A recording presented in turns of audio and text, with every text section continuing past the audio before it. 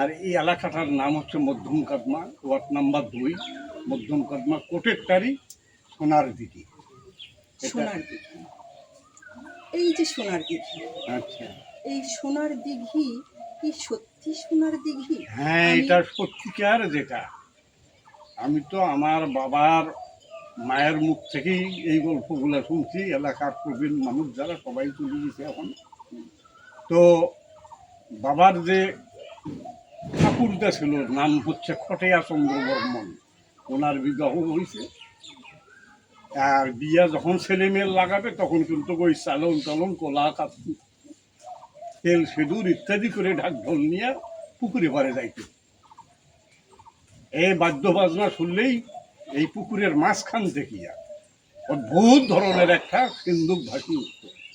আচ্ছা, সিন্দুকটা উঠার পর উপরের দরজাটা খুলে দিত একাই, কিনারে আসতো, হয়তো 1 হাঁটু পানি পর্যন্ত কাছে আইসে।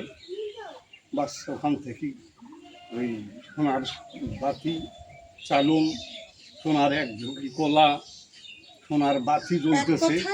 বিয়ের শাস্ত্রের জন্য হ্যাঁ, বিয়ের যাহা কিছু সব ওখান থেকে সোনার চালুনের মধ্যে ভেসে উঠে। মানে ওইটা ওখান থেকে বার করিয়ে কাছারে নিয়ে আসলো, আনিয়ে সুন্দরভাবে বাড়ির যেরকম ভাবে বসানো হয় এইরকম ভাবে বসে ঢাক ঢোল বাজাচ্ছে। আর এই যে এখানকার পূজারী যারা বৈরাতি ইত্যাদি, তারা পূজা অর্চনা যতভাবে করে। আচ্ছা, এইটা কি আপনি কখনো দেখেছেন?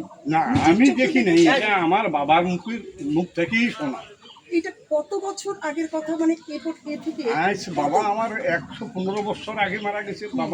বাবা আমার ঠাকুরদা হয়তো ওই রকম। তারপরে এই গল্পগুলো আপনার ঠাকুরদার কাছে শোনা বা আপনার হ্যাঁ সেই প্রজন্মের। হ্যাঁ, আপনার মাও এটা কিন্তু দেখেনি, শুনেছি। না, বাবা মা দেখছে, তখন খুব কম ছিল। তখন কম ছিল। হ্যাঁ, তখন ওই আচ্ছা, যে এক সময় আমি প্রশ্নে যাই যে এক সময় কম, এত বেশি ছিল, তারপরে কেন কমে আসলো? এইটা কমে আসার কারণ তখন বাঘ মাঝখানতে জন্মেছিল বেশি। বাঘ, আচ্ছা, বাঘ থাকতো। অনেক বন জঙ্গল নিশ্চয়ই তাহলে এই এলাকায় ছিল। হ্যাঁ, বন জঙ্গল তো এই রাস্তার এই টুকপাশটা গোটাই বন ছিল। আচ্ছা আচ্ছা, এখান থেকে সীমান্ত পর্যন্ত আমাদের আচ্ছা, বাংলাদেশে আচ্ছা আচ্ছা, কম বেশি জঙ্গল, শুধু লোকাল পকেট রাস্তা, একাই কেউ যাইতে পারে নাই।